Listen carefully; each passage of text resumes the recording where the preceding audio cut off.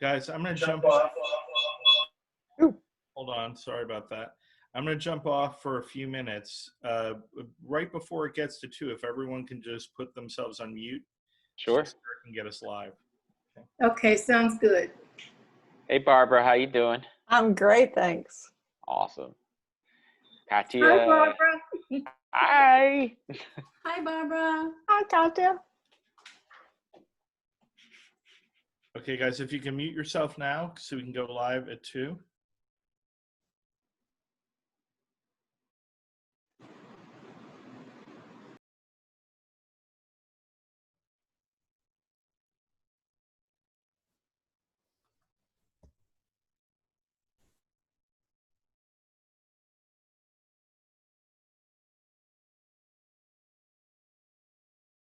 I'm ready. Okay, welcome to the 3 Martini Lunch, powered by Rockstar Connect. We are broadcasting live now. Sarah, Elliot, who is running this whole entire event in the background, the producer of the event, is putting us live all over Facebook. I'm happy to see some friendly faces here. For those of you that are new to the event and seeing it for the first time, we do have a chat room where you can ask questions. We're going to be dumping information in there for you about our different hosts, about our different panelists and all the possibilities there are for you to connect with them after the event. I just want to say that we use a specific structure here. It's called the Success is Contagious structure. And for those of you who are not aware of the history of Success is Contagious, way back, do you guys remember the recession of 2008, the big financial crash we had? I guess it sort of feels like a small financial crash right now, but back in 2006, we did have a big crash, and people were a little down and out and unhappy, and especially small business owners. So I created an event at that time that was a weekly event that was done in person. And initially 10 people came to the first event, and it grew to 80 people coming every week. And what we would do is we would share our successes with one another. And by doing that, we learned quite a bit about one another. And were able to determine who we wanted to do business with. And we were able to hire other people for our company. Some people merged their companies together, and it led to great success. Prior to COVID, we had launched Success is Contagious. Rockstar Connect had launched Success is Contagious in a few markets, and people were loving doing them. And when we went to the webinar virtual events, Success is Contagious became the perfect structure for us to utilize during events, because it gives everyone the opportunity to speak, and it allows panelists to get to know one another. That being said, we've been doing this virtual event, 3 Martini Lunch, for many months now, and for the success of our audience and panelists, they've been making business from this event. They've been connecting with one another. They've been following up after the event. They've been meeting people all over the United States and getting that much needed revenue that's necessary during the pandemic. Now, 3 Martini Lunch. Why do we call it 3 Martini Lunch? Sarah and I had created another event sort of based on the Mad Men TV show, and my grandfather, the way he did business. People used to go and take a multi-hour lunch, have 3 martinis, get to know one another, and then they would figure out what type of business they were going to do with one another. It was creative, and they would come up with ideas, and thus we have 3 Martini Lunch. Now that was a long build up to what I want to talk about now. This coming Thursday, and of course we are recording this, so if you are watching this a few weeks from now, I'm talking about July 16th, 2020, we are actually doing a live 3 Martini Lunch. We're very excited about it. We're doing it here in Raleigh, which is where the headquarters of Rockstar Connect is located. It is a physically distanced networking event. We're going to have 60 people in Sullivan's restaurant here in Raleigh. That's a restaurant that fits about 400 people normally. So we'll have big giant tables made for 10 people with 4 people each at those tables. We are going to be checking temperatures of people as they come in. We're also asking people that are high risk not to attend the event. And if you're not feeling well, don't come to the event. We're going to be providing really soft masks that say Rockstar Connect on them. They're about the most comfortable masks I've ever worn. And when we're not actively eating or drinking at the event, which is a seated event, we're going to be wearing those masks. And even when I'm speaking, I'm going to wear the mask. I've been practicing wearing a mask for the last 2 weeks, speaking with them, trying it on. So I feel that I'll be able to do that while I'm there at the event. We've also are setting up breakout rooms inside physically. We use the term breakout rooms in virtual and at conferences. We're going to do it at a networking event now. So in the side rooms at Sullivan's, you'll actually be able to sit down with someone at a distance and have a conversation with them right there at the event. We are actually having the restaurant professionally disinfected before the event by a local business, and we're really excited about it. For those of you that are local, who has tickets or is a sponsor of the event that's on the panel right now? Oh, I think Barbara and Holly, you need to rush out and get your tickets. I think Holly, you got a ticket. Barbara, you need to get a ticket if you want to go.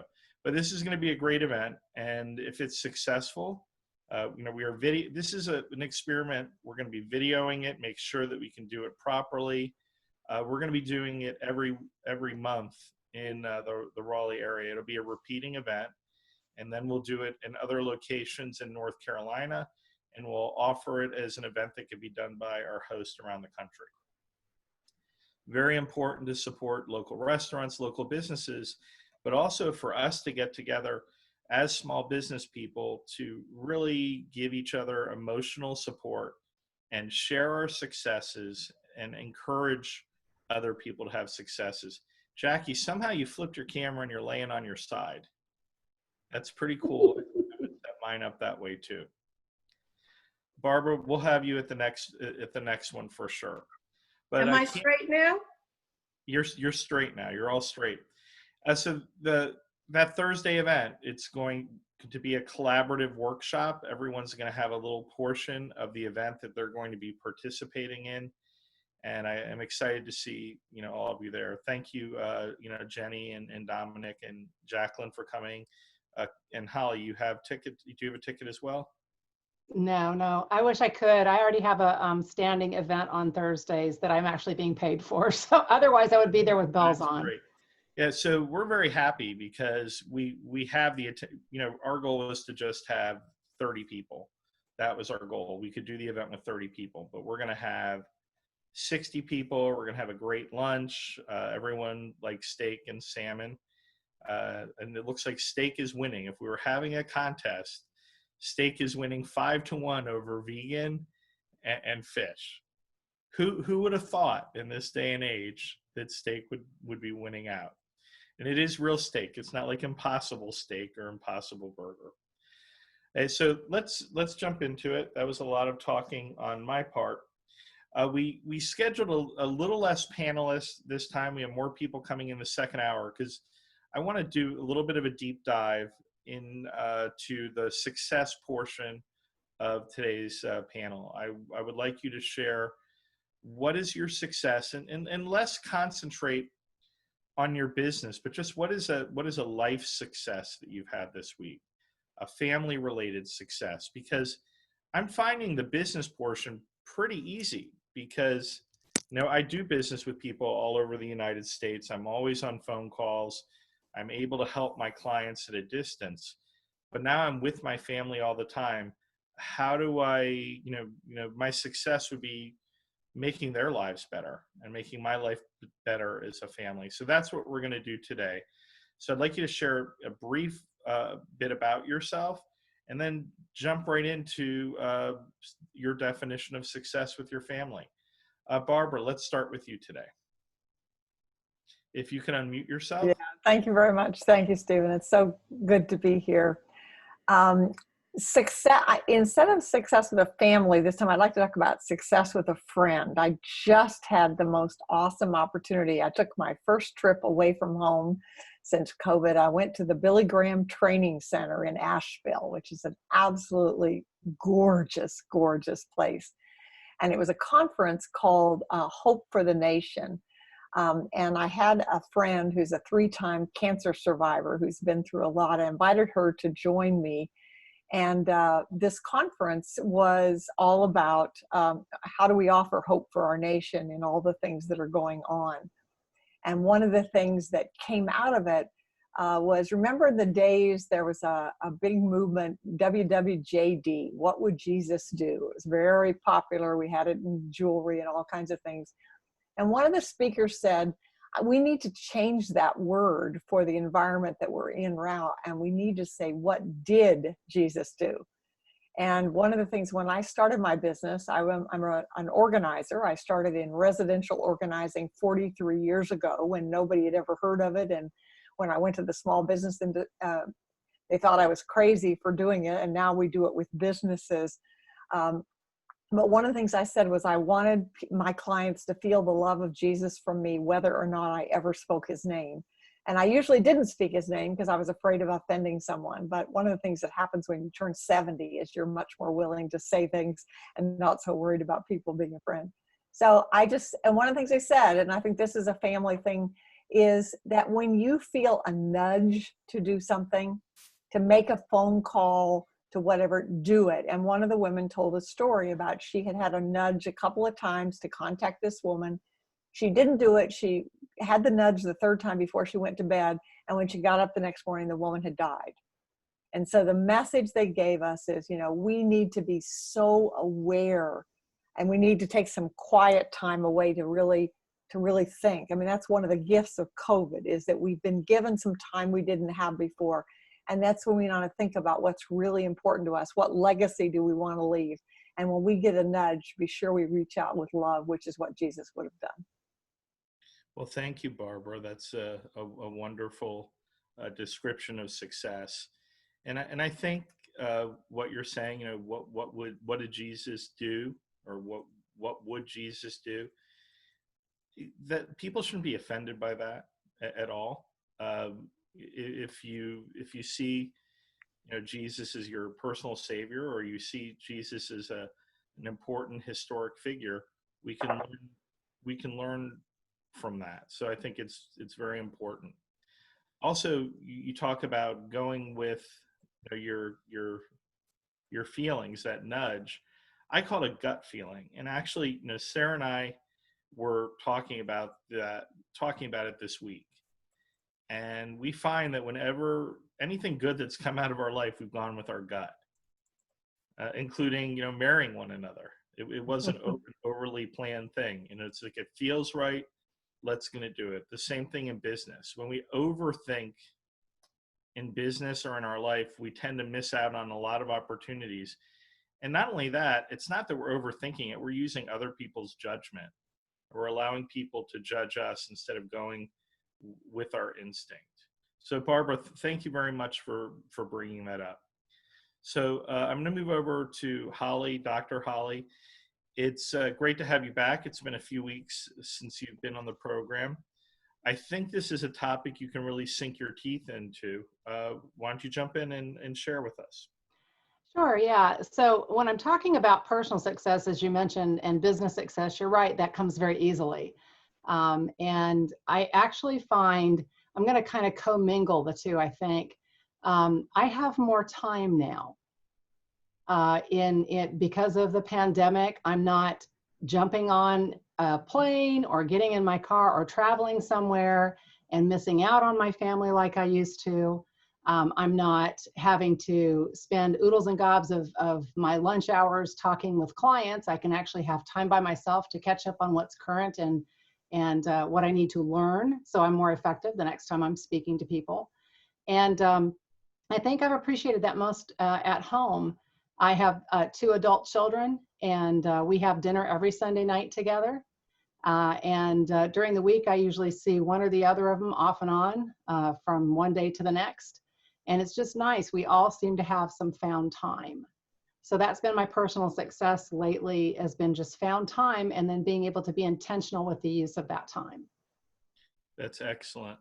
Gosh, I wish I had some found time. I think more of our time on this end is being eaten up than ever. But one of the things I do, and Jenny, I think, mentioned it, is I cook as frequently as possible. That's my gift to my wife and to my children, my parents, and my friends. And at the beginning of COVID, I posted a lot of pictures of puppies. But I remember that. I got a little puppied out. So I didn't want to do puppies. So it just started taking pictures of the dinners that I prepare, or now sometimes I make large lunches instead. And interestingly enough, it has sort of a national following. I'm being tagged in posts all over the country where people are saying, I've been inspired by Stephen David Elliott, and as he says, this is what we're having in our house for dinner tonight. What are you having in yours? So, oh, that's cool. Yeah, so I consider that a real success, because it's being able to connect with a lot of people and sharing something that's going to make them happy and give them a little bit of what they might be missing right now. Thank you for being on the program, Holly. Absolutely. It's an honor. Thank you. And guys, we do have a little, you can really dig into it like Holly and Barbara did, because we do have the time. Jackie. Yes, I had to unmute myself there. Yeah, that's Hello. I'm bad at unmuting everyone. They have to do it themselves. Well, Dr. Holly and Barbara are so right about having more time in the wake of COVID-19. So I've always been a family person, and I have amazing siblings, but because we're on our own tip and living our own lives, sometimes we sort of lose sight of the importance of communicating with each other with a phone call as opposed to text messaging or emailing. And we've been able to it looks like I'm crooked again there, Stephen.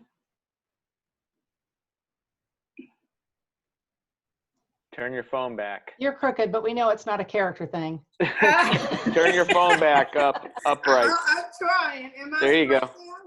Yep, there you go. Okay, great. As I was saying, we have a family chat every morning that we do where all of my siblings, we have an email. My sister Mary is the oldest, and she sends a scripture, and I wake up and live to read them. But my joy is when I'm able to speak with them on the phone and actually hear about what's going on in their lives, and we sort of bring each other up to date. So my success is when I have the love of my family. And Stephen, I think I read a post that you made earlier this week, it was maybe yesterday or so, where you asked if there was something to the effect of if you could have one thing on this earth that you like, that's important to you, something to that effect. I'll let you tell us exactly what the post was. But my response was the love of my family. And so this morning, when the first phone call I received was from my sister Mary, who's the oldest, it was just a warm and fuzzy, she cares.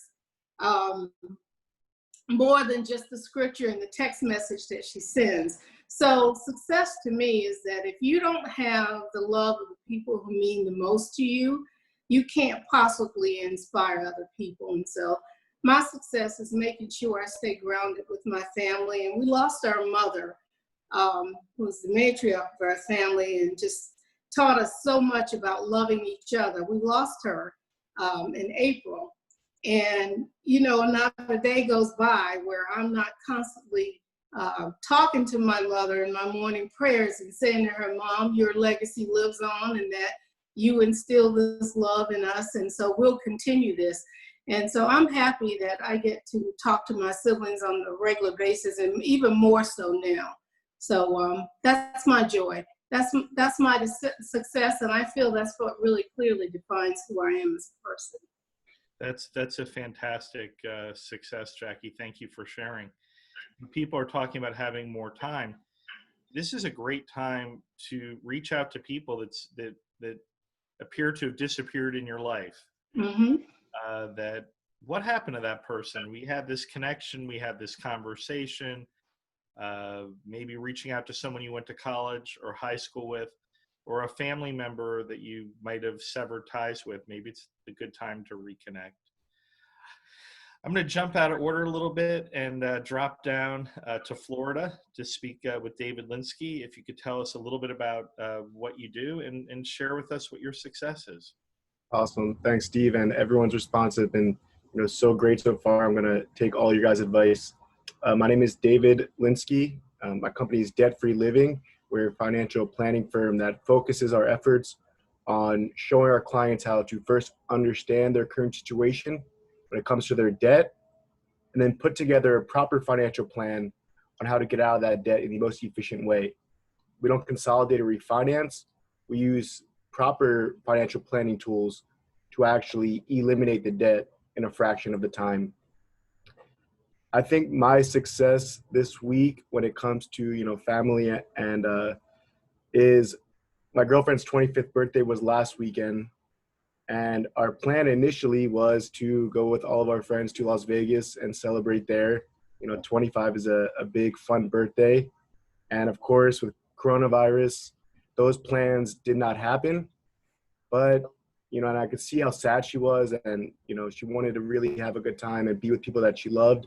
So I was able to surprise her by having her family, who lives in Miami, which is about an hour from where I live with her, come up and have dinner with us and, make the best out of the situation that we had and give her a proper 25th birthday. And, it wasn't Vegas, but it was still a fun time. That's great. And I think that a lot of people right now are learning that, it's what you're going to do. It's not necessarily the date that you do it. Thanksgiving can be done a day late to accommodate other people, or a birthday celebration can be, as it is in this house, 1 month long, not just a day. Sounds about right. Your girlfriend a great 25th birthday, keep it up for the next 30 days. Yeah, there you go. It'll be a great birthday for you as well. Coming up in September, so there you go. 100%. Rob and Christine, glad to have you back again. It was nice speaking with you 2 weeks ago on the phone as well. Thank you. Thanks. It's nice to be here and see everybody.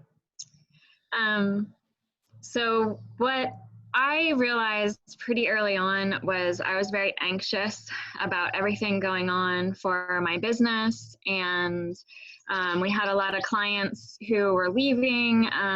They weren't sure what was going on either, and there was just a lot of anxiety, insecurity, and upset. My daughter home from school, all of those things.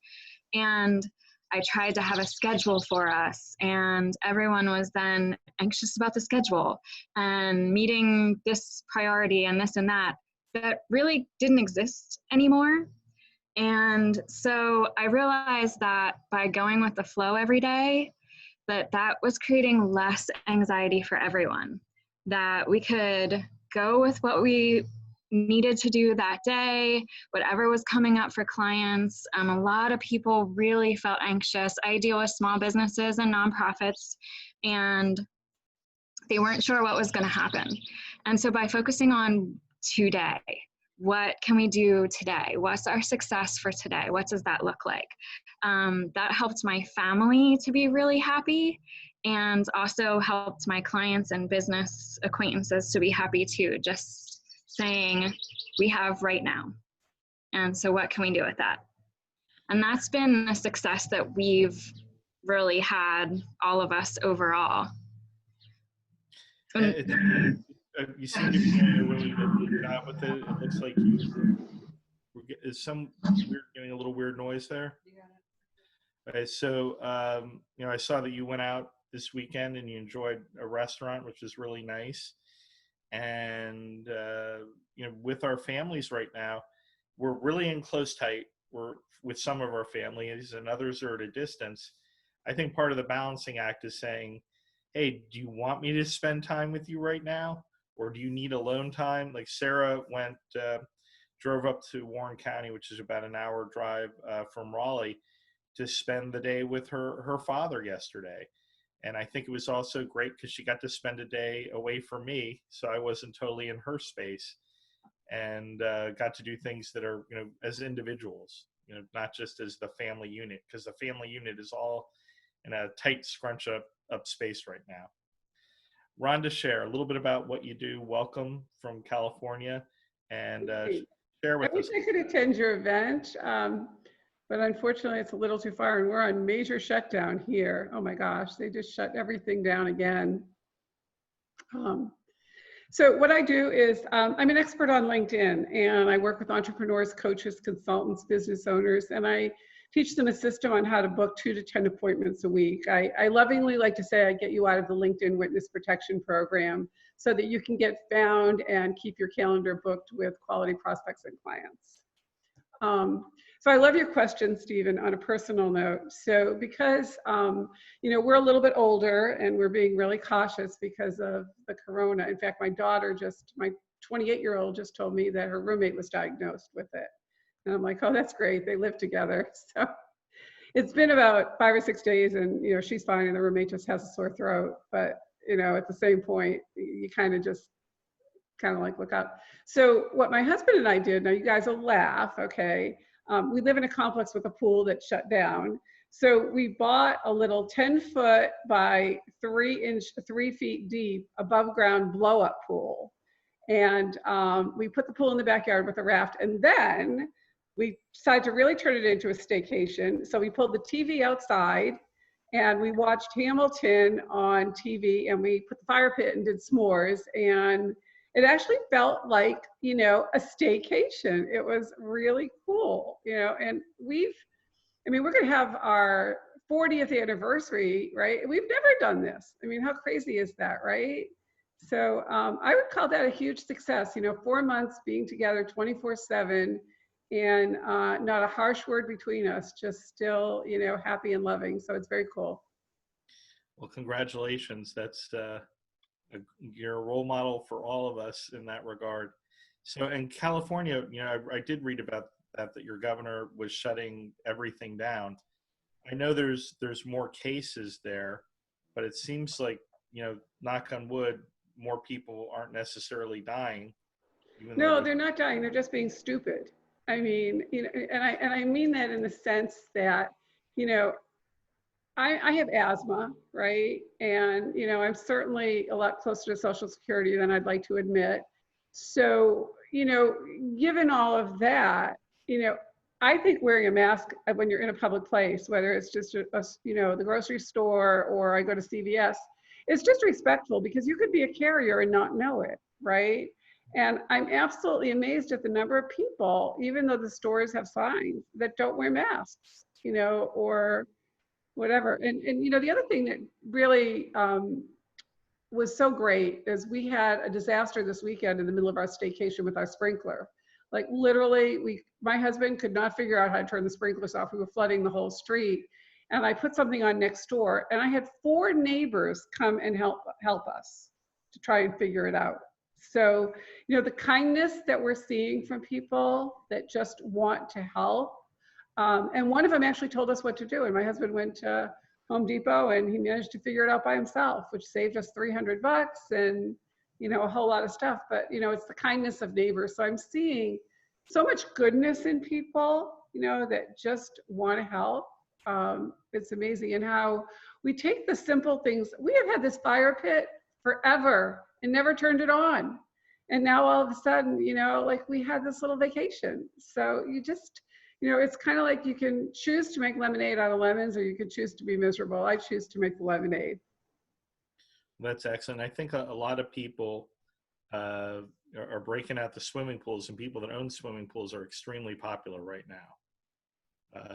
I see a lot of people getting requests to open up their swimming pool to neighbors. Well, hang in there. Hopefully they won't have you shut down for long out in California. I would say in Raleigh, I'm seeing most people wherever I go are wearing masks of some sort. whether they want to wear one or not, it's pretty much universal in the triangle to see masks. Let's go to Jenny, and I know Jenny had some interaction with Sarah, who runs this event, is my wife and the co-founder of Rockstar Connect. Mm-hmm. Share a little Yeah, I mean, our family wins have been focused around the dog most recently. So, like, you know, she survived in a crate for a few hours. Like, bless her heart, she needs a lot more work than we realized, but it's all good. She's a love. But yeah, I was actually going to share that as my win, because in all of this, like, we've actually made a new friend, and I collect Sarah's. Apparently, that's my role in this universe, is to collect friends named Sarah. And I am not joking. Like, adding your wife into the mix is now like number 6. So, and they're all fabulous people. So that's my, I think, success for what has been a professionally challenging week. So I'm going to just leave it at that. Well, I hope that the week goes a lot more easily. With this whole situation with COVID, you know, we've done a lot of pivots in our company. We're doing virtual, we're doing different types of events. We've started other companies. We're doing different types of marketing for other people and consulting. And we really can't fit like one more thing in our day. We are so busy, but it's so important to take time and smell the coffee, smell the flowers, enjoy outdoor activities. We went to the farmers market this weekend, and we went 2 days in a row, and everybody was wearing masks. Everyone was behaving really well and waiting in line and being patient. And that might just be from being in Raleigh, where people are particularly nice and believe in lines. But you know, it was just great to be out in nature, and I realized everything is still going on. Like, tomatoes are still being grown, right? They didn't stop growing tomatoes, and enjoy, you know, every little bit of time we have on here on Earth and in our life. Katia, I'm going to come to you last. I'm going to let you have last word on this particular subject, but let's go over to Domenic and hear what he has to say. Sweet. Thanks, Stephen. I appreciate it. Always glad to be here. So my name is Domenic Battistella. I'm a financial services professional with New York Life. My practice focuses on working with businesses on their specific financial needs. And if you'd like to know more about that, feel free to contact me. I will drop my contact information into the chat. I had a number of personal and family successes this week. So Heather and I got our garage bar, aka the Speakeasy, to a point where we were ready for a soft opening. We had Jenny Midgley and her family over for that, so it was fun to spend some time with them. But I will say that, and this doesn't have to do with Jenny or the Speakeasy. That was just a fun thing. We talk a lot about connectivity and spending more time with our families, but let's not forget that even spending more time with your family and not being able to really leave the house is very socially isolating, and it's mentally difficult for adults. It's even more difficult for children. And I know my children are going through a hard time with the stress and the anxiety of dealing with the new normal, not being able to interact with their friends, not being able to interact with their peers at school, and getting accustomed to the isolation, and then the fear of having to go back to school in another couple of weeks is creating stress and anxiety, because they're not even sure if it's going to be open. They're scared that they might get sick. There's a lot of different things going on. So we've been paying a lot of extra special attention to the kids and their mental well-being, particularly our 14-year-old who is high functioning autism. She's really, really routine driven and super high anxiety, especially anytime there's any kind of change or increasing number of people's additional levels of activity, additional noise. So we started with her what we call a meltdown journal. So that's something that's particularly difficult with autistic children, is they have these anxiety ridden meltdowns, and they boil over into tantrums. But having her do this journal when she has these meltdowns, or when she feels like she's going to have them, will help her to see what the patterns are in her, what triggers these, so that we can start developing solutions for her to like kind of bring her anxiety levels down. So that's a success in starting that. But if you've got kids and you notice that they're struggling, just give them a hug, tell them you love them. And this is something that we tell our children, and I think I've mentioned this before on 3 Martini Lunch. We tell our children, you are safe, you are loved, and you are enough just the way you are. And that just, it fills them with this feeling to let them know everything's going to be okay. You're going to be there for them, and this isn't going to last forever. So just remind them, you're safe, you are loved, you're enough the way you are. And if you can do that with your kids in your household, you can have a successful week. That's fantastic, Domenic. And this is really a debate that's going on, a discussion. There's a lot of aspects, to the education perspective, including safety of teachers. I think that's forgotten quite a bit. There still has to be someone there to teach the children regardless. But also just well, I'm going to let Katia speak, and then because I really want to hear what she has to say. And then I would like to share some observations of what I've seen on social media, and I'll explain why I sort of live on social media and bring it up a lot too. Go ahead, Katia.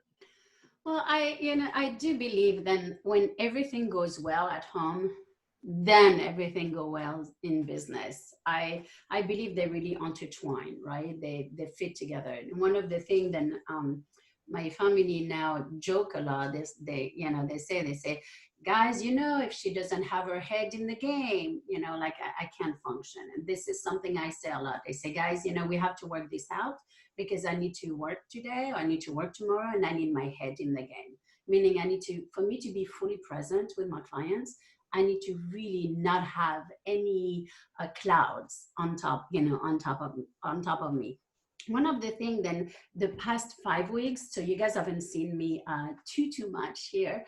I have been really, really busy speaking on different places and on different conferences, and really all over the world. And of course, I gain client from it, and it has been really a journey where I actually didn't know how I was going to be able to feed my family, like feed with my time. And there is a couple of things that we have in place, right, in our household. So date night is very important. Nothing comes on Wednesday night instead of date night, which is don't cancel it. Like, we found a way. Well, 2 things happened. First of all, it was one of my kids' birthday, and he decided, we had celebrated before, and then of course he decided that day, then he wanted to have, not just me and my partner, my fiance, but he actually also wanted to have his dad, which was a big deal for the entire family to get together. And at first I was like, there's no way I can do that. Like, I am too busy. And I was like, this is one of those times where we also have to put our parenting hat on and see what can we do to really give these kids, like what Domenic said earlier, the unconditional love. Now, this is a child who's turning 23, so his demand was a little bit out of the ordinary for a 23-year-old. This is not a 15-year-old who say, I just want my mom and my dad and, their spouse, to be in the same room. And so we actually decided to reschedule, date night and to go, for him. And it was such a pleasant evening. And of course, all the kids were there. And it was just one of those moments where I actually went home and I was like, that was a date night for me, because I felt like I really catered really to my children. My fiance catered to my children, and there was a peace with everybody, even if it was just for 4 hours, who was just absolutely priceless. And during this time, I think we need to hold on to this. We need to hold on to all those, those little moments. And yeah, and this is, I mean, for me, that was a huge win, a huge success, because I do feel like I'm getting spread out a little bit, like whether it's with work and how can I also give at home. And so staying still has been something that I have learned a little bit more the past 10 days, just kind of taking the time to regroup myself and see where I'm at, and am I giving the family as much as they need, and not taking, letting the business take over too much. So that was a huge success for me. I noticed that you made a post this week that this should have been the wedding party. Right. So yes. So the wedding, we canceled the wedding party, which this is our second time canceling the wedding. But this time we said we're gonna go through with the wedding. We cannot put our life on hold just for a party neither. So we decided to make a party next year on our 1-year anniversary. That way we can all come together. But I think this is also some of those big wins, is when do you put you ahead? When do you put your family ahead? When do you put your friends ahead? And for me, it was really saying what I say all the time: we have to walk the walk. We can't just talk the talk. I can't be on stage and telling people, you need to do this. You need to wear the mask. You need to protect your family. I have to also do show them I'm doing this. And by canceling this party, my gosh, I was totally broken, because French people, we love to share food and wine and champagne, and this is what we love to do, but it was just the right thing to do. So yeah, thank you for mentioning that. Well, I saw the bottle of Veuve Clicquot on the picture. Yes, I do. That's one of my favorite ones. So. Same here. And when Sarah and I, when we got married in the courtroom. That's where we got married, and we had a reception several months later, and we had our family and friends come to the reception. And we gave our vows there as well. Oh. But to this day, everyone is confused about when we got married. And it makes it hard for us too, because we really have to concentrate on when our anniversary is. But the date is just a date. So when I was divorced 6 years ago, when we were doing the arrangements for child support, I made a conscious decision that I would allow my ex-wife to choose all the dates that were important to her. So she got all the Christmases, the Thanksgivings, all of those things, because they're just dates. So we would just celebrate Thanksgiving on another day, or the holidays on another day, or birthdays and everything else. And that's just the normal in our family. And it's a double celebration for the children, so they love it. That's great. That's a great idea. Right. So why not have a wedding party every year, celebrating your wedding on your anniversary? Now, I know a lot about your lives, and I don't want you to feel like I'm stalking you, but the explanation is, Rockstar Connect has 250 Facebook groups with close to 1 million people on those Facebook groups. That's where we broadcast this event to. And I am the overall moderator for all of those pages. And in addition to that, there's some that I am involved in that, have several, over 10,000 people, 12,000 people, where I am the sole moderator of those pages. And so therefore I'm on social media a lot, much more than most people. And I read very quickly. So I'm able to, see what's going on with Domenic and Jenny. Like, I knew about your dog, Jenny, and I knew about what's going on in Rhonda's life. And Jackie shows up at my feed quite a bit. David's younger. he doesn't do so much Facebook. But I mean, I knew Robin went out. I didn't really know what's going up with Barbara, but I did see some posts from Holly recently. And one of the challenges of moderating so many pages is I'm a human being like everyone else, and I'll feel negativity and I'll feel frustrated and I'll feel mad as hell. I'm not going to take this anymore, but I hold my tongue. And for my audience, I want them to be positive as well. So I'm always encouraging them to be positive. I make posts that celebrate, happy things and good things. I go through comments and I delete comments where people use bad language, or they're becoming overtly political and offensive, really. And I have to go through and remove those posts every day. And it's very difficult when you do that. People will come in on the back end and question what you're doing and everything else. And are you being even-handed? And I feel I'm very even-handed when I do those type of things. But I am always crafting posts that I feel will inspire people, but also to learn about what my tribe and what my nation is experiencing right now and what they're doing to keep positive and successful. Now, we're not quite ready for what the question of the week is going to be, but one of the posts I made, and I'm not going to, the whole detail of the post isn't important, but what it basically came into, it said most people are really bad at asking for help. Of all it was a post on multiple things that are hard to do. Almost every one of them, they said, I can't pronounce Worcestershire sauce, and I can't ask people for help. And I think that it's very difficult for people that are successful or who want to be successful or project success to ask for help.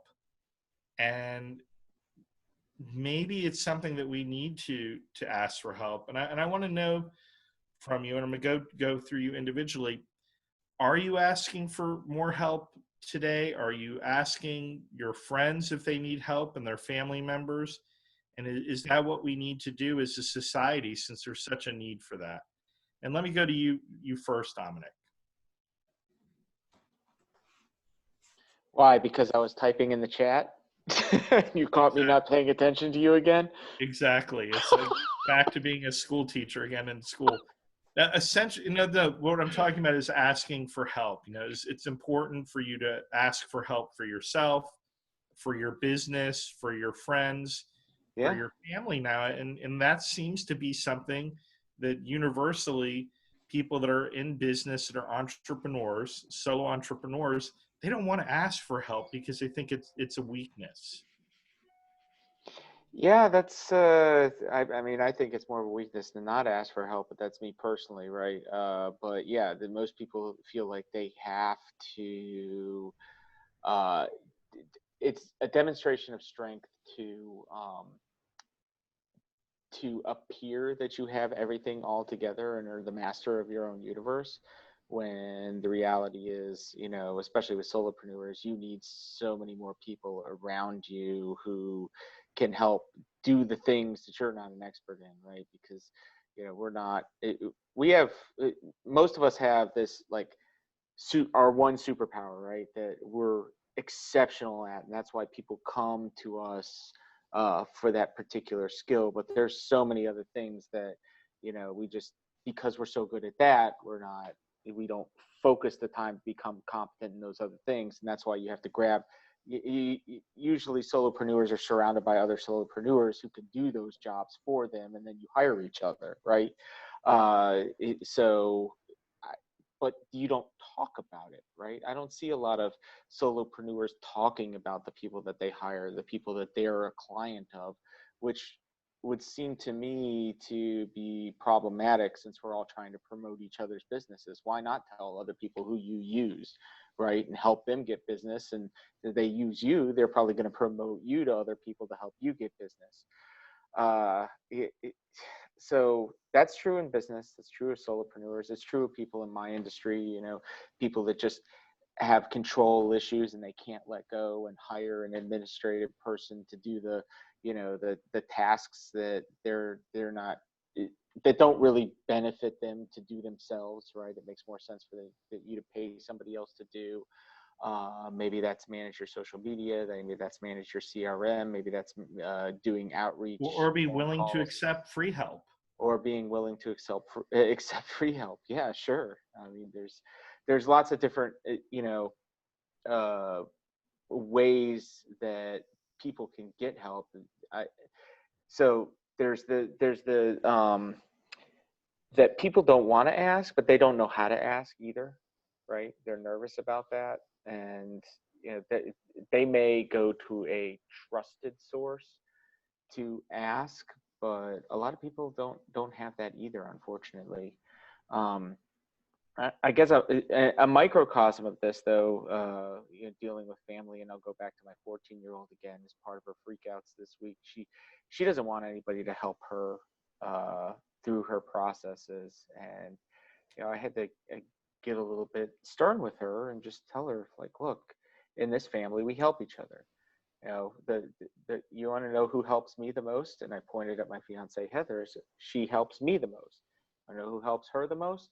I help her the most. I said, and then we together help each other help you, and then we help your siblings help you, and we help you help your siblings, and we help you to help us, right? There's all these things, all this help that's going on, and I just had to like lay it bare for her. Helping is going on at all times. That's what one of our core values as a family is that we all help each other. And you know, that it works that way in business too. Think about you know, if you're a solopreneur, who are the 5 solopreneurs you're closest to? That's your business family, right? Who are the other people that you connect with? Who's your core tribe? That's your business family. Reach out to them for help, no matter what. You know, in this school year coming up, we're going to need a lot of help. Yeah. We need to help everyone. So, you know, start putting together those core cohorts of people that are going to help one another, you know, with our kids. I'm Barbara. I'm going to go right to you because I know you have an interesting story about help. But there was a post that was put up yesterday by a local businesswoman, and she said, look, I know everyone is saying their business is doing great, but I know a lot of you are having like a terrible time with this. Even if you're making revenue, you don't know, you know, when the other shoe's going to drop. I know you don't want to post this publicly, but I'm going to be a confessional for you. You can private message me, we can get on the phone, and you can share that with me, and I'm not going to share that with anyone. It's just going to be private. And if you need to cry, you can cry. She had that post up. She reached out to me. She had the post up for 20 minutes, and she had 15 people reach out to her, 15 solopreneurs. So be aware that that's out there. Maybe that's a post that, you know, all of our audience may want to put on their page or their chat, but you know, you have to be private about that. Say, I'm going to listen to you. I'm not going to judge you. If I can help you, I'm going to help you. And I'm going to keep it private, because sometimes you need to share that with someone, you know, besides your spouse or your parents, and you certainly can't share it with your kids, unfortunately. Barbara, let's hear your great story. Stephen, I really love that story you just told about really how people do need help. Well, we can't do it now because we're not live, but in a live conference, I've done it with hundreds of people where we have them break into pairs, and we have a person that's A and a person that's B, and the person that's A holds up their fists like this. And then what we say is, when I say go, the person that's B tries to open the other person's fist. We have all kinds of caveats about arthritis and stuff like that. And you see people tickling and pulling on fingers and you watch, and you'll see that somebody gets it open. And so then you'll say, how did you get that fist open? And they'll say, I said, will you please open your fist? And it's like the whole audience is like, oh my gosh, we were going through all these shenanigans trying to do it.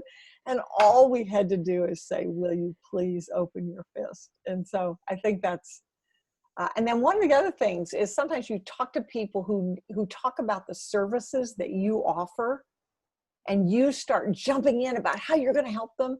And instead what you need to say is, do you want help with that? and then just be quiet. And oh, it's amazing what happens when you ask a question and you're quiet. Well, that may be all the help they need, is you to listen to them. That may be the only help, so they can come to their own answer and their own conclusion, right? Right.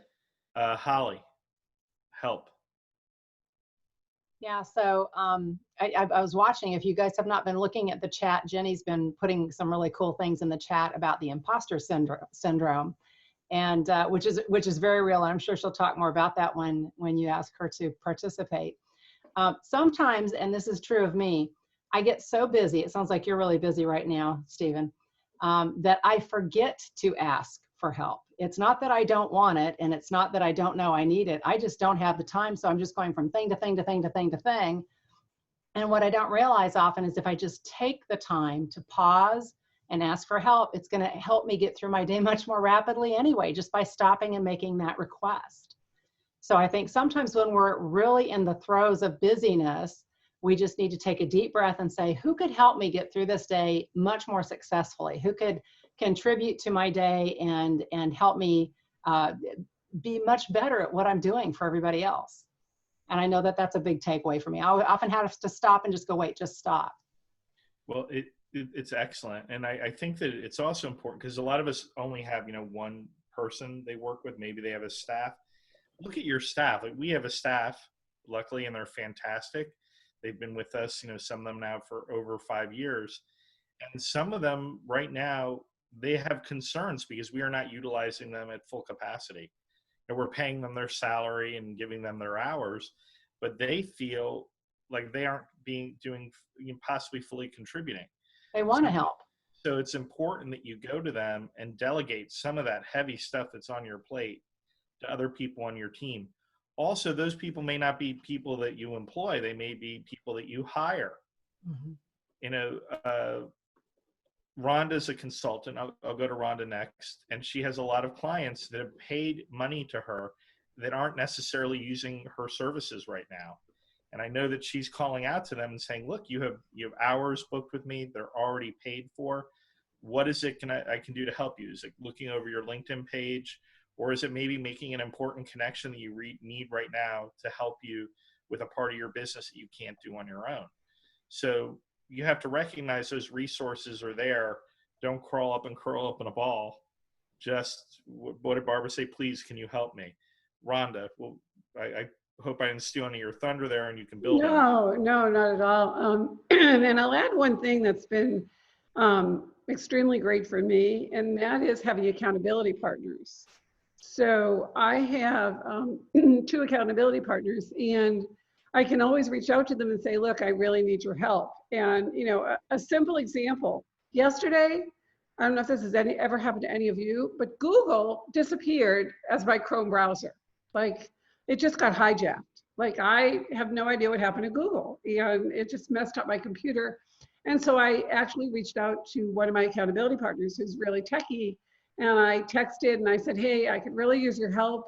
Google disappeared, and within an hour, he told me exactly what to do, and it came back. So I think the power in having accountability partners, those are people that are designated as, you know what, I'm here. Maybe I can't get to you that minute, but I'll get to you within an hour. Message me, we're on WhatsApp or we're on Facebook Messenger. And then the other thing that I would say is I was just blown away this weekend when I put on Nextdoor about our sprinkler problem. How many neighbors were so willing to help us. It's just been amazing to me.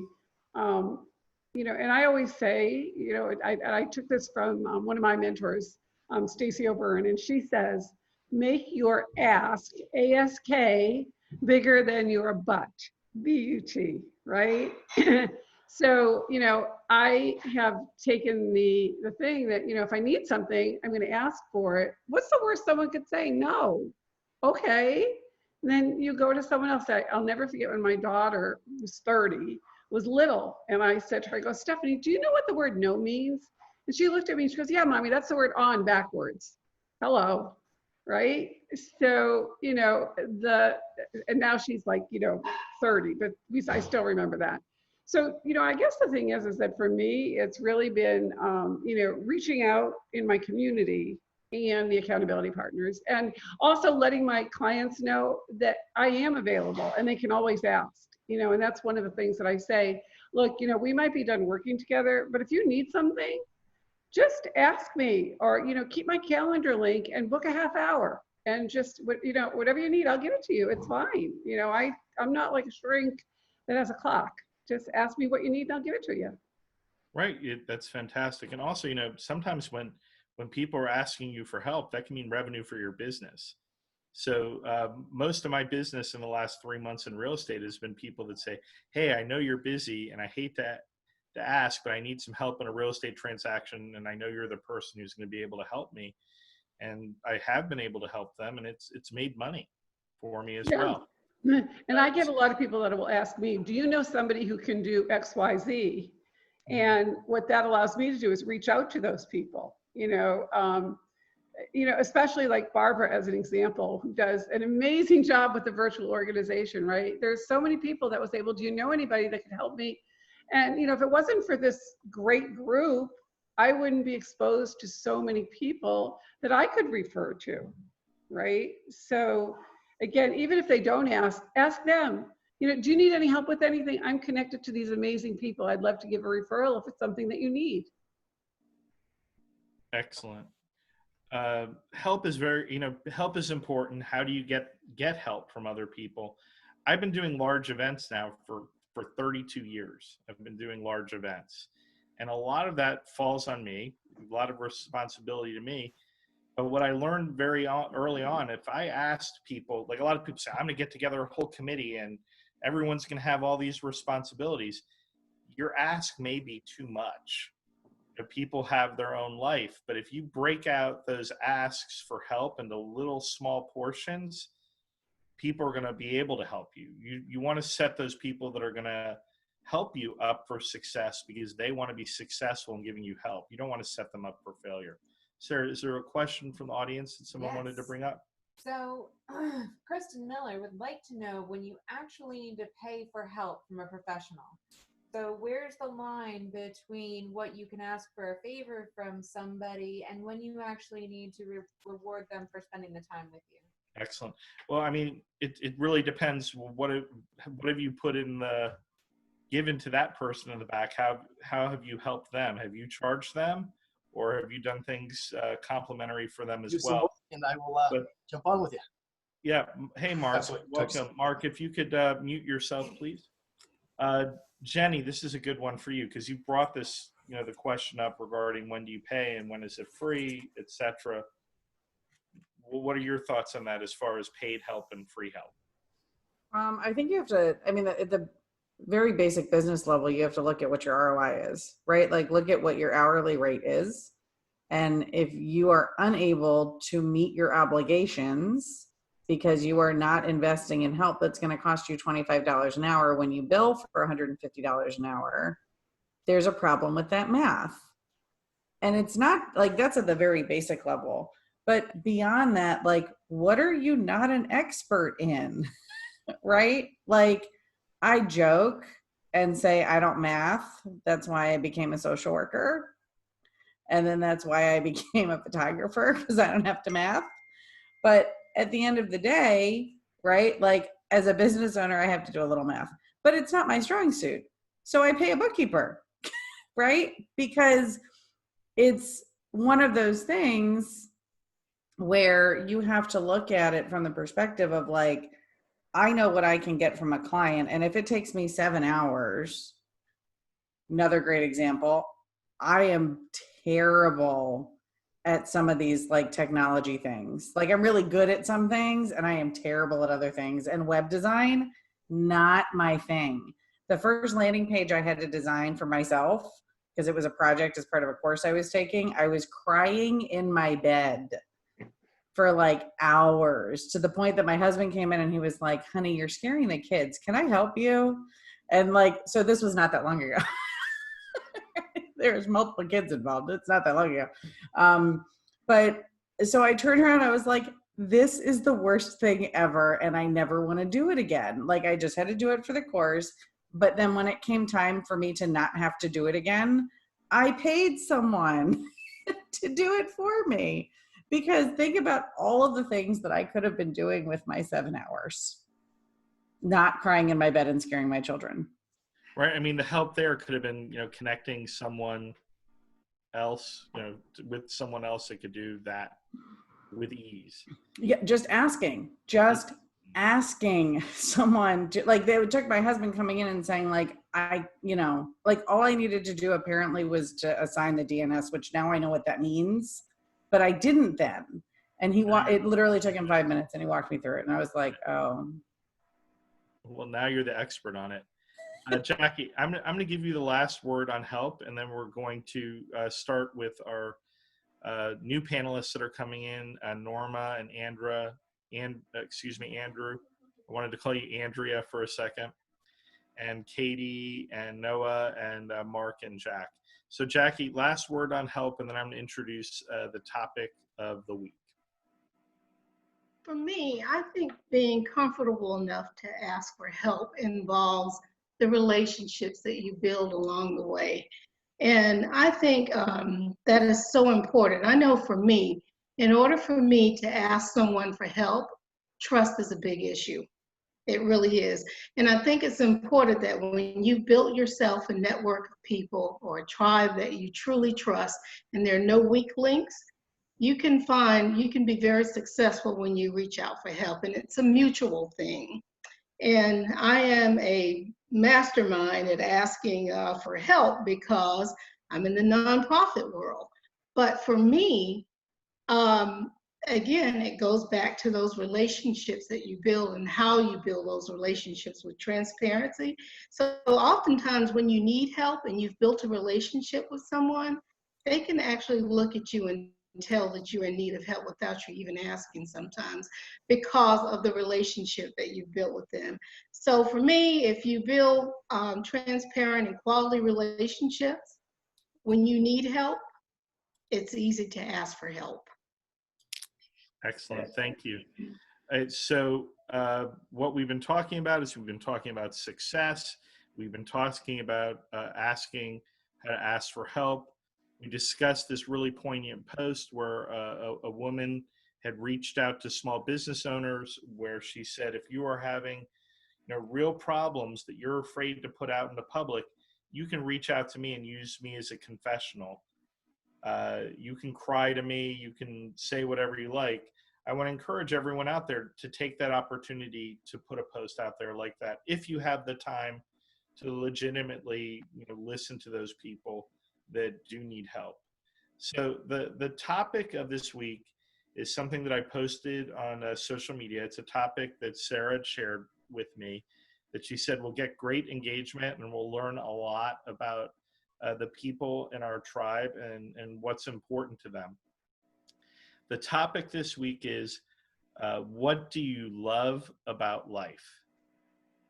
So everyone absorb that, and I'm going to give everyone an opportunity. And I'm going to start with the new folks. So with the new folks, I'd like you to briefly tell us about what you do and who you are, and then jump right into the question. What do you love about life? Norma, let's start with you. Happy to start. Hi, everyone. Good to see you. Good to see you, Stephen. What I love about life is options. I love the fact that you have choices you can make all the time. And your choices are what determine your destiny. Your choices are what you evaluate when you look back and wonder why you did what you did. Your choices are what you grow from. At least that's what I find so much in my life. I'm a transformational coach and speaker, and I write programs for human development. I know people and I know human nature, and I coach on that and I help people come beyond that. And I'm a trainer.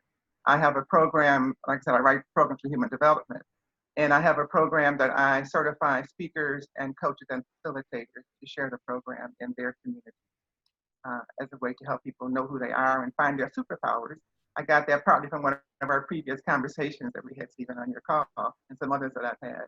But that's what I like about life, the options and the people in life, because there's such a broad, I'm having a gas watching all the news stations and the different perspectives of what's going on. And then you add that to the internet and just the choices that we make in terms of what we choose to believe and how we choose to behave. I just find it fascinating. That's what I love about life. It is fascinating. You bring up an excellent point because there's so many viewpoints out there. I have to tell you, I look at all what the panelists do on social media. Our panelists that come on this program, they are not divisive people at all.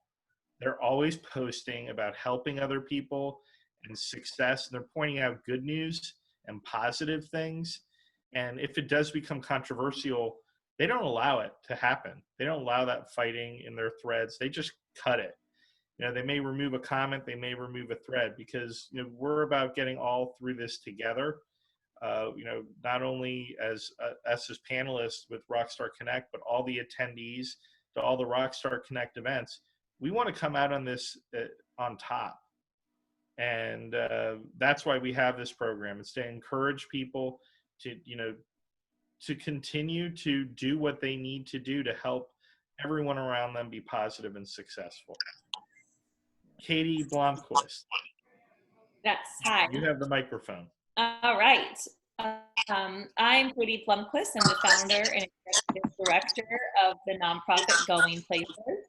And we provide new custom bikes to every child at once in the low-income elementary schools and big surprise bike reveals.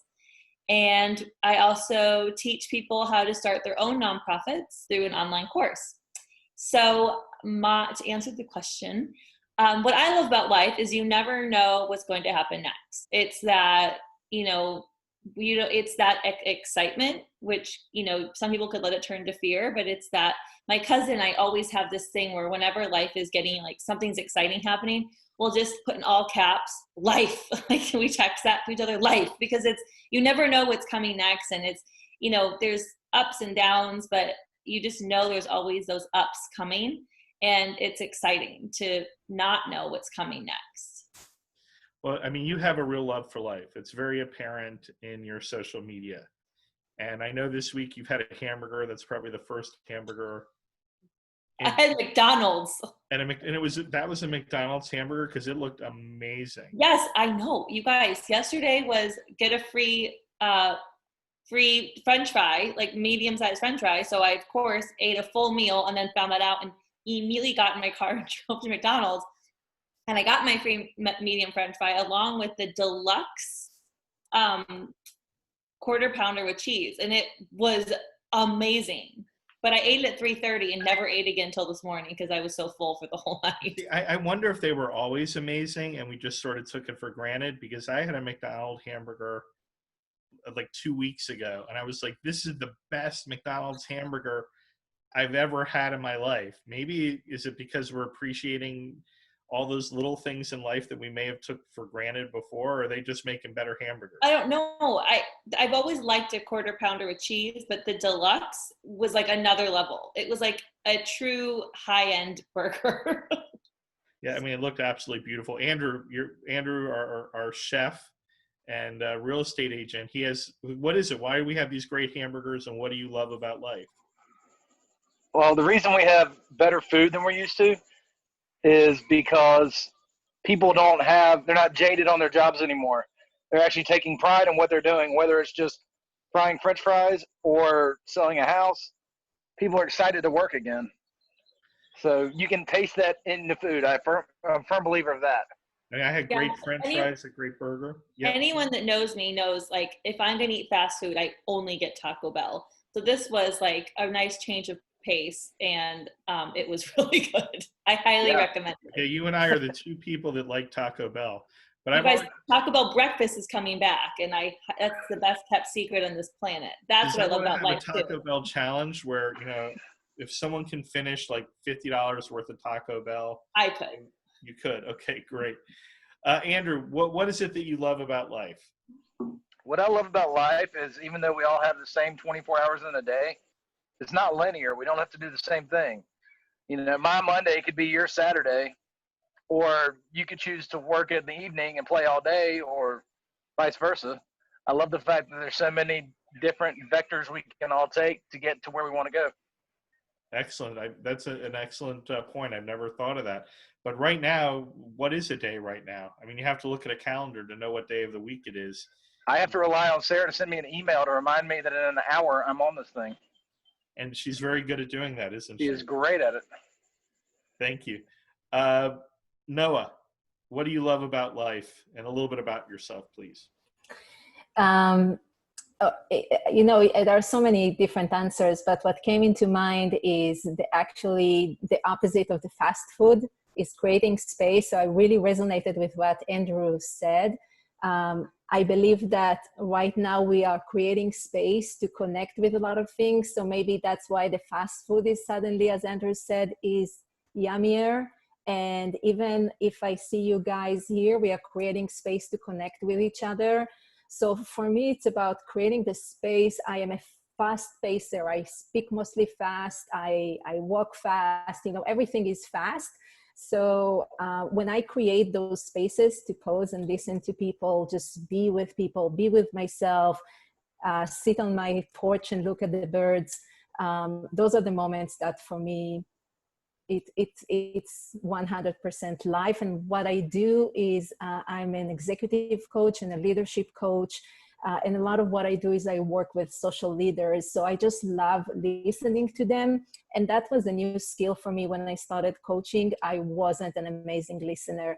So for me, listening is about curiosity and creating the space for the other person to really share with me their thoughts, which can be so amazing. And you go every time into an adventure. So for me, creating the space right now is something that I am grateful for. Can I make an observation? Sure. Okay, so I've known you now for 5 or 6 years. Is that about right?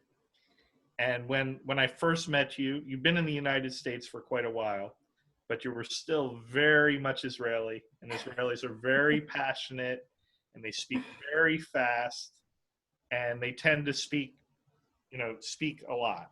Mm-hmm. And over the years, what I've noticed is you've become you've slowed down considerably, everything, your life, everything in a beautiful way.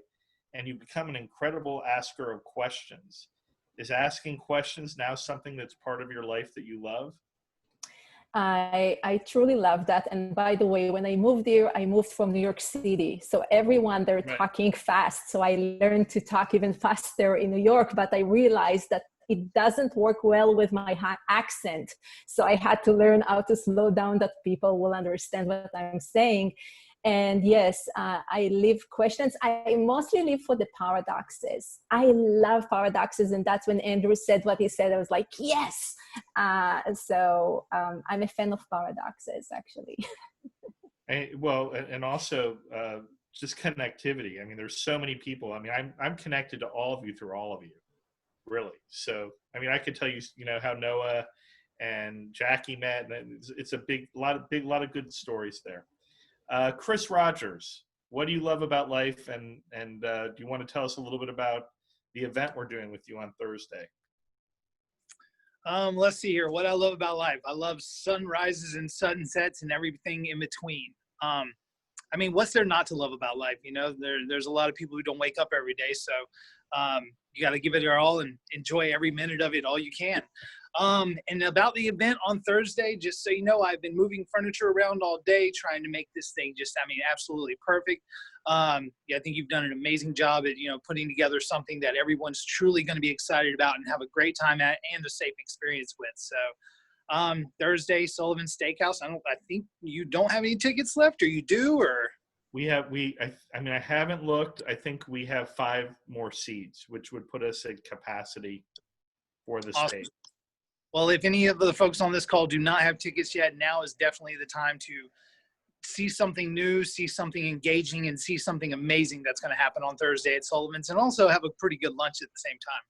So Chris had a really good idea, because we're utilizing the larger spot of the room during the event so that we have a lot of distancing, but we're going to use the side rooms for actual breakouts so people can do one-on-ones with people that aren't at their table.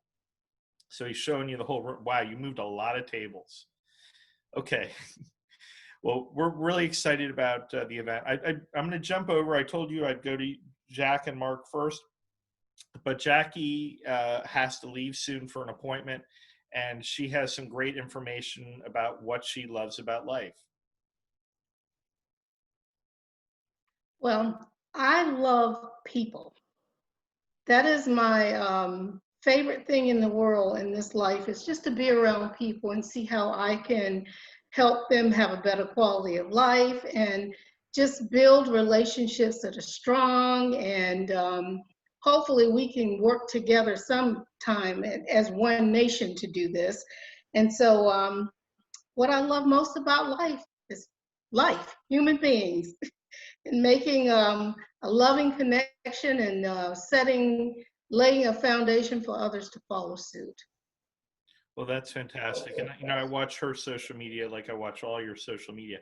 So positive, celebrating life and all the good things, because everything else is going to drag you down. No matter how hard it is, we still have the same, 24 hours in a day. We still have 7 days a week. We have a full year. Let's enjoy every moment of it. That's one of this morning I woke up and I have a little, I have to give myself some me time. And so what came to me this morning was, how do I inspire myself? Because if you can't inspire yourself to do good by other people, how can you expect them to do good by you? You're right. I woke up on the wrong side of the bed today. Sarah can tell you I was extremely tired and not very positive, and I felt like everything was not going my way. She went outside to enjoy beautiful nature and get away from me for a little bit to let me simmer down. And what I did is, you know, I did what makes me happy. I broke out the frying pan. I took a prime steak out of the oven. I made a full giant meal, and we had a great lunch, refocused, framed on what we have to do today, which is, you know, do our service. I mean, doing this event is service. Being a panelist on this event is a service to, you know, to your nation, to your tribe. And it worked. So don't focus on those bad things. Just, you know, work on things that are encouraging other people.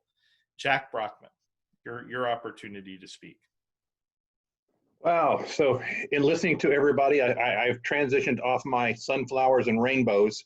But because everybody is being so, I love what everybody has said here. You know, I started off with friendships and relationships just because I'm looking at this group here with us today and think 6 months ago, how well did I know, you know, half the people that I'm, you know, in front of now, including yourself, Stephen, and we've become better friends recently. So I think it's just relationships and looking for ways to support people, to be honest with you. You know, as I said, and that's what really, to me, life is about. I'm kind of a believer in karma, and what kind of comes around goes around. And, you know, if you're willing to help people, then usually, you know, you're going to leave a pretty successful life. You know, kind of what's going to be on your headstone when you kind of pass away, kind of thing. So that's a terrific, and you bring up a good point. We've been doing this event for months now. We've had panelists that have come on that did not know each other on other sides of the country, and they've done one-on-ones, and I've heard great things of what they're achieving in business, but also just friendships that are occurring that'll be lifetime, that we're going to continue with this, because we're committed to this, to 3 Martini Lunch. We are committed to doing it every Tuesday, you know, as long as I have breath in my lungs. And I hope we can connect a lot more people and help them, you know, enjoy their life and know what they love in their life. Mark, what do you love about life? Thank you, Stephen. Basically keying off on what everyone else is talking about here, just the freedom. One of the things I love to watch when I sit back and relax is Fail Army. I love that people can make bad decisions. That's fun.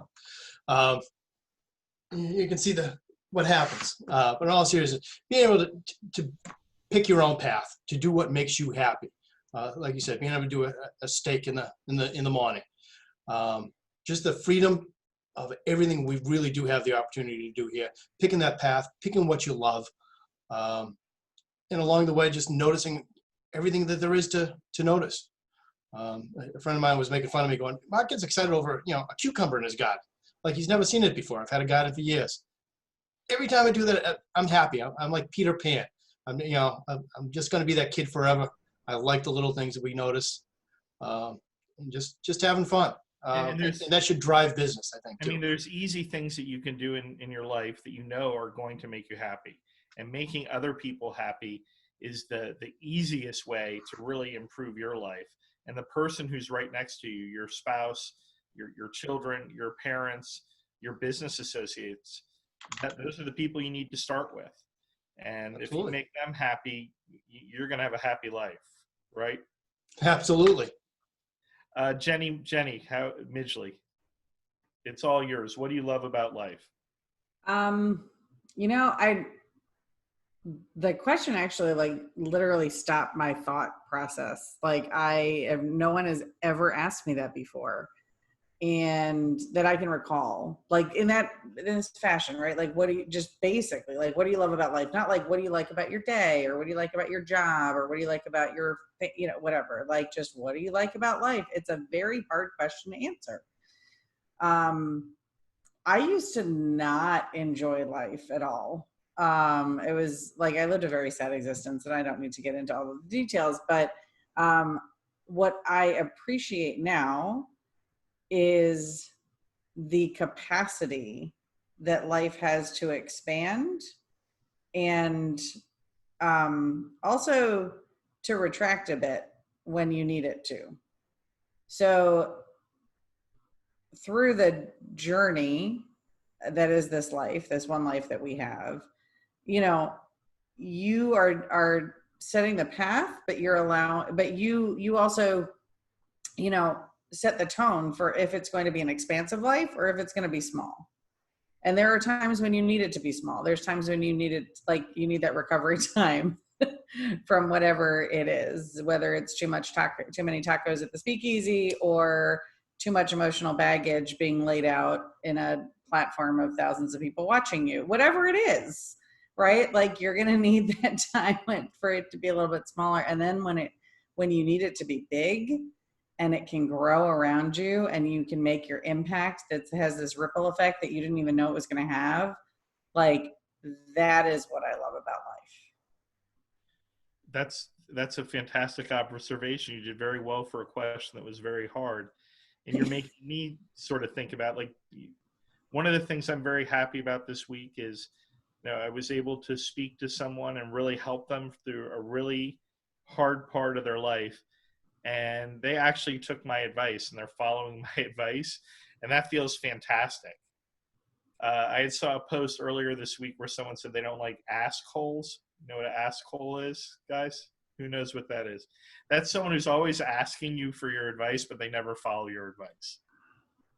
It's almost as if they just think your advice is absolutely worthless. Whatever you suggest, they're going to do the opposite of it. So I do love when I can share something with other people that it does improve their life and gets them on the right track. And thank you for bringing that up, Jenny, because I couldn't really express that. And before the show, I wanted to explain that, I think that people are respecting other people's time now and their advice, and at least giving it the old college try. Domenic, what do you love about life? There's almost too many things to list that I love about life. So I'm going to kind of, I had a conversation recently with Jenny, and we were talking about love languages, just general, like what it is that kind of motivates you and makes you engage. And, I had always, for many years, thought it was like that my love languages were touch and quality time. And through the course of our conversation, she was like, I don't think that's true. I think that you are acts of service, that is how you demonstrate, that you care, that you love people, because, you do it with food, you do it with your career with New York Life, you do it with your social engagement, with your networking, with being a connector. And so the thing I love is just being there for people, being, helping people in any way I can, making sure that they can, be successful in the things that they want to be successful in, helping to pick them up when they need a lift, giving them a hug when they need to feel secure. Just just giving of myself to people and just not expecting anything in return. I just want to be there for people. And so that's the part of life that I just really love and embrace. Yeah. And it's fun for me, right? It's what gets me out of bed in the morning. Excellent. I can certainly relate to that my life has been a life of service, as has been, most of the panelists that have been on this program. And I appreciate you all. So Noah, you brought up something about plants in the chat. And I'm going to let you elaborate on that. That was one of the things that we did this weekend. When Sarah and I first got married, she said, I'm going to give plants a try. I think I have a brown thumb. I think I'll kill them all, but I want to give it a shot. And if you were to come to our home, anyone would notice we have hundreds of plants in our home. And we must have, at this point, 100 plus house plants indoors and an equal amount outside, and they're all doing extremely well. So Noah, you love plants. Can you tell me more about it? So I think my story started when I was a little girl. I used to go in the summer to my grandma, and she had this beautiful garden, and she was able to take different plants and mix them and grow them together. And she was like a magician to me. And then I started buying plants, and I would kill them. I was really horrible. But I decided when we moved to North Carolina, in my backyard, I had what I called my plants graveyard, because it was a promise to self that one day, the same way I'm able to help people blossom, I will make my plants blossom. It took me a few years to find a space. My kids were really small, and now they are older. And I found it. I decided, sometimes I feel like we go too big. So rather than going big, I started with one pot, and then I added another one and another one. And I learned that the secret is just talking with them. So I can be that crazy plant lady, but I just love cheerleading my plants, and I just go and talk with them, and my family thinks I'm crazy, but I'm sticking to that. And I keep it small. Every time I add another plant in my garden and another pot in my house, or I don't, it's not like a big project. It takes me years, but I see progress. And that's what I love about it. So it really fills my heart, because from killing everything, I see them coming back after the winter, and I'm cheering for them, and I'm so happy. And every flower that goes out, I'm happy with them. So it brings me so much joy. And talking again about that fast pace, learning to be patient and waiting for them to show up, and learning that is a long process. I think as a business owner, I learned that there are, other things that we do in life that impact how we show up as humans. And that was a big learning for me. Those plants and flowers really taught me how to be patient in many other areas in my life, and find joy in those little things. So that's an excellent point. And I love how you're bringing up patience, because I that is a theme that I'm hearing so much more during COVID than I have in my entire life, about being patient.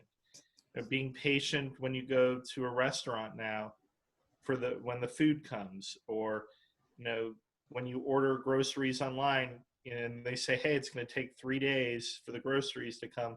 Yeah, so be it. Because we always want so much instant gratification. And when we get instant gratification, we don't have the same appreciation. Like Sarah and I were buying a new bed, and that's a big deal. Any of you who bought new beds recently, there's all sorts of technology, requires incredible amount of research, and they cost a lot of money. And we ordered the bed, and they said, the bed's going to take 4 weeks for the bed to come. I was like, well, you know what? That's fine. 4 weeks is fine. I hung up the phone, and I told Sarah, I said, you know what? It's going to take 6 weeks for this bed to come. I know it, but you know what? I don't care anymore, because it's going to come when it comes. Business is going to come when it comes. Friendship will come when it comes. There's no need to force these things, because there's always something else good that's happening in our life. Norma, I know that you're sort of an expert in with your clients, that things don't happen overnight, that it takes patience. What is your thought on patience? Could you unmute yourself, please? Thank you. It's absolutely essential. It amazes me when when you were young, we're always so anxious to get going with the adult world and be the adult. The older people tell us, well, just slow down. Well, just slow down. Well, I understand that, and I'm one of the older people now, and I see the fact that younger people just rushing to make things happen when those hormones and the drive, and before you really understand how society works and how deep it is, that's the drive that you have. But it really does require patience. Plants, I thought that was a great example of patience that's required with plants. I have a number of plants. I have plants in my front yard, in my house, and in my patio. And I found out about 2 months ago that the plants were the reason I kept having allergy problems. So I had to put them all on the patio, so I can't have them inside. So I had to be patient with that and feed them in a different way, because they're not so, it's just a different routine, of course. But those take patience. And I've really experienced it with this COVID and the racial unjustice and all, how that's impacting me and my friends and the communities and what have you. And the patience it takes, and that as a people even we've taken just to be patient with the way things have been going. And now people are being patient with us. So that's really a nice blessing as well. Excellent. You talk about, oh, I'm sorry, a little distortion there. As we get older, we become more patient, but we also, I think we realize that time seems to go much faster as well. It does, and we realize that time is running out eventually. Who knows when? But it's less time on this side than it was on that side. But then there again, patience comes in. Some people I meet at retirement age, and they have so many regrets because they haven't done what they want to do. In fact, they say the number one regret of people in nursing homes is that they didn't live their authentic life. They lived the life that someone else told them to do. So just remembering that time is limited, and we each have our own drive. As you expressed and many of the panelists have expressed, and we have that drive within us, and it's up to us to find the way to follow it. And it's not always the way society dictates, or the way our parents dictate, or our spouse or our boss would dictate, that we have to follow that dictates from within ourselves.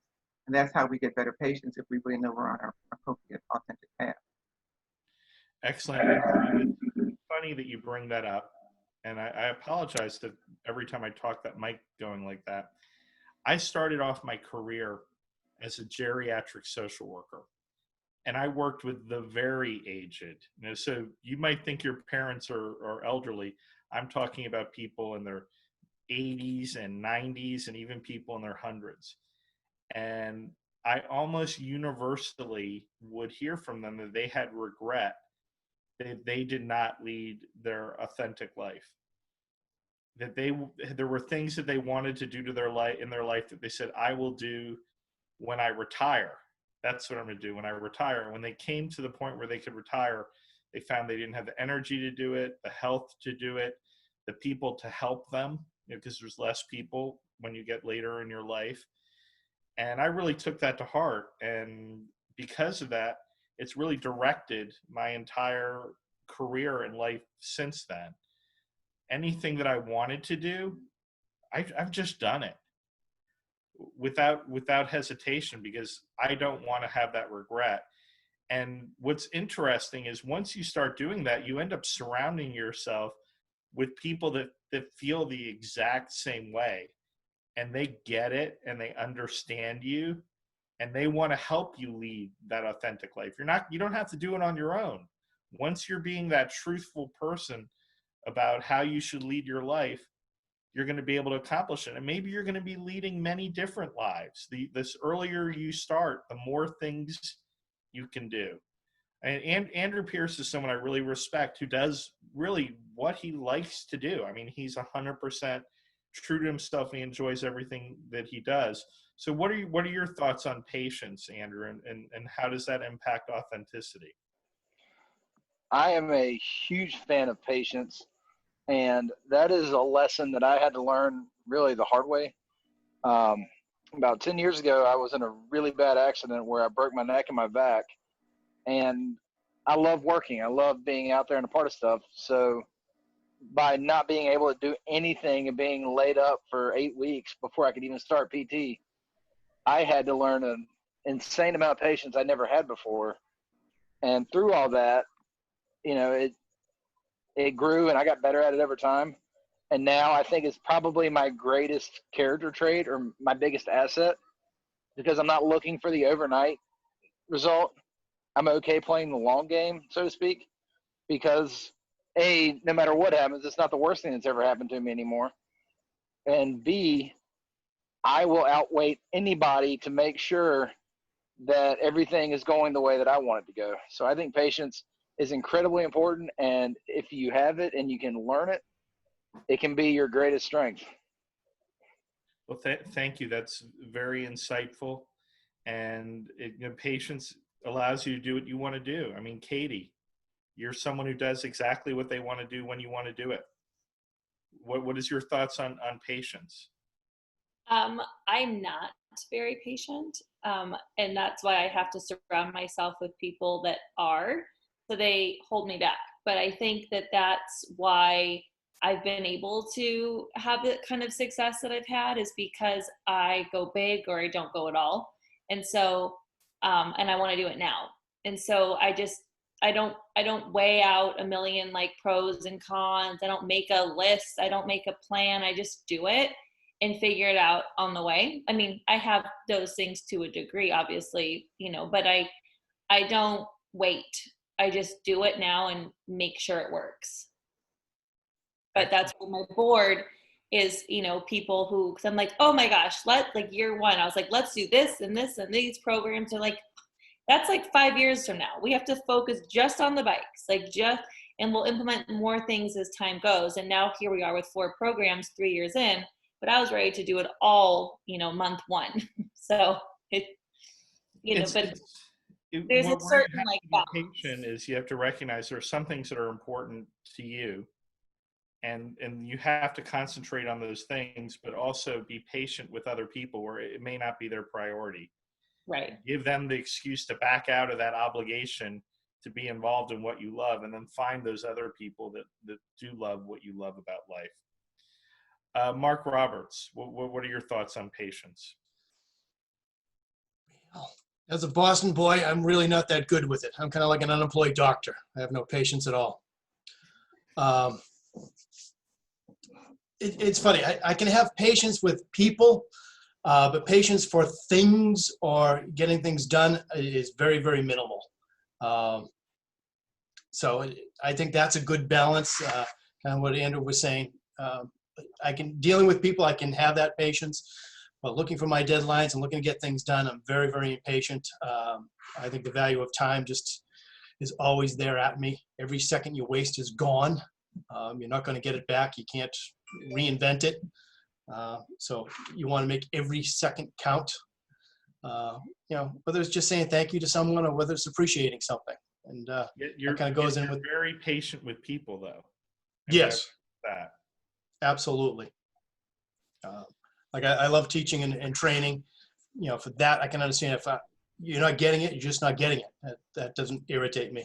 But if my car doesn't start, well, that's the whole purpose of it. So that irritates me the second that happens. So it's a nice little balance I have. So God bless my wife. So if anyone sees Tiffany, just give her a hug. She deserves it. Excellent. We will do that. So I saw Jenny typing away. So she has some thoughts on the subject. Go ahead, Jenny. Sorry, I was still muted. No, I was just commenting. I was responding back to Noah's comment about surrounding ourselves with people who are different than us, because that's, that's at the core, right? Like, why do we all want to be robots surrounded by robots? Mm-hmm. Right? At the core, you want to surround yourself with people that balance out your strengths. And I think I also learned that you started out as a social worker. I did not know that. And I don't know how I did not know that before you were a realtor. I don't know how that never came up.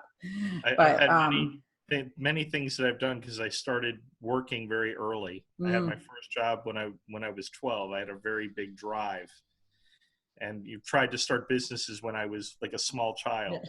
So I've done a lot of things that probably people are not aware of. Yeah.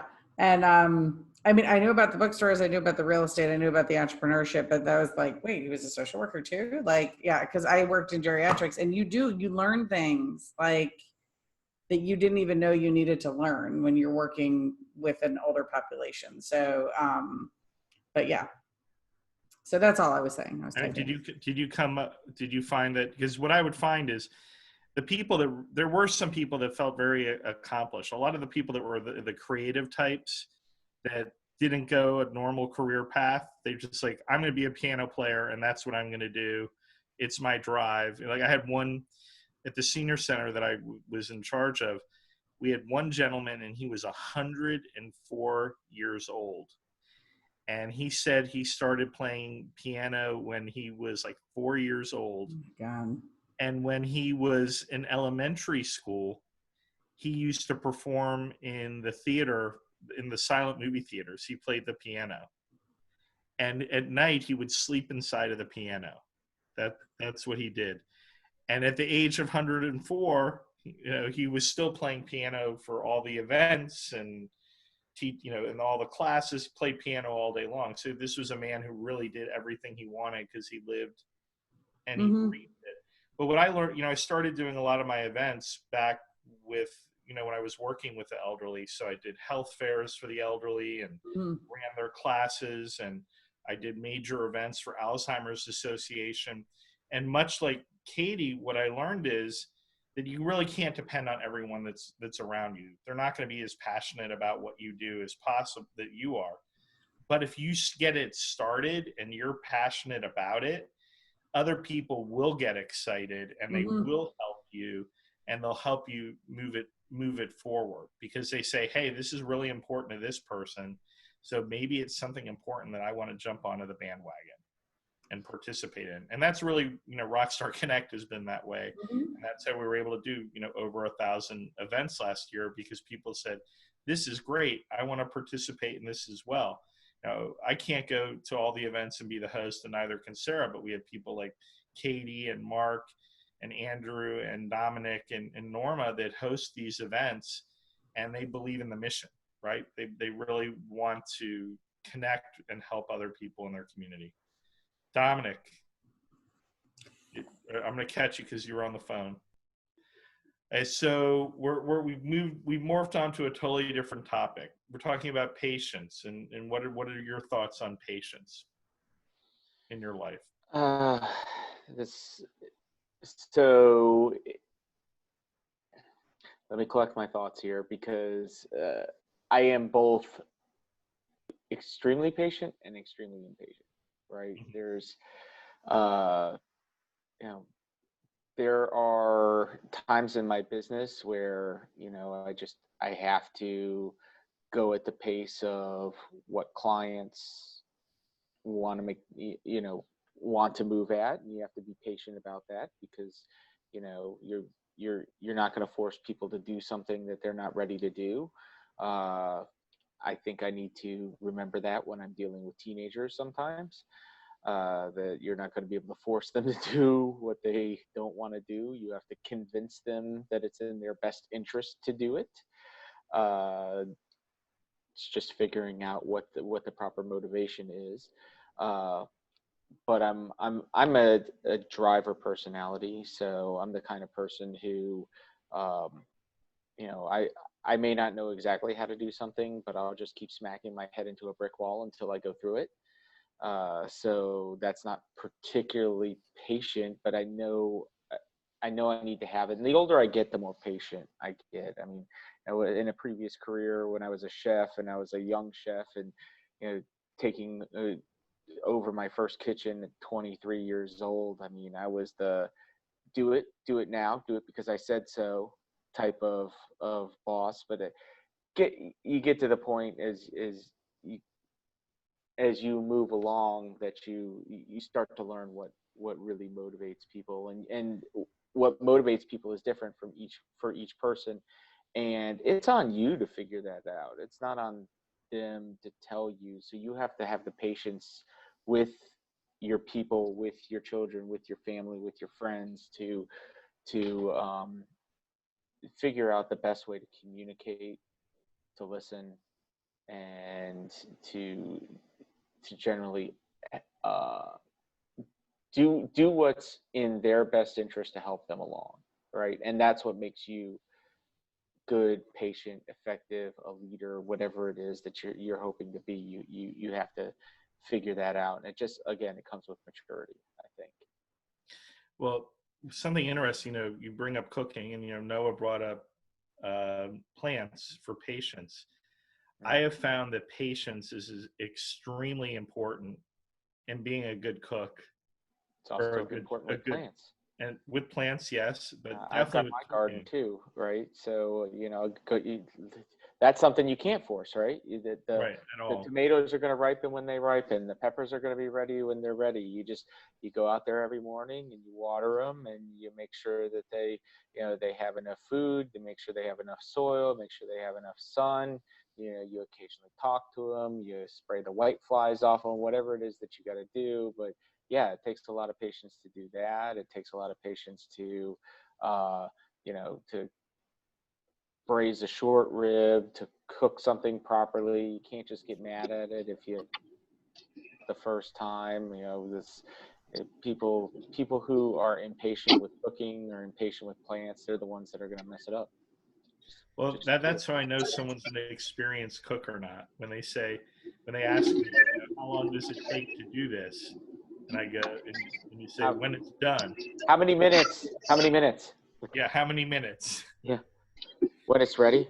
Well, how do I know when it's ready? You put a thermometer in it?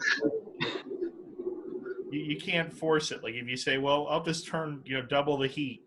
It'll cook twice as fast. Yeah, that's not how things work.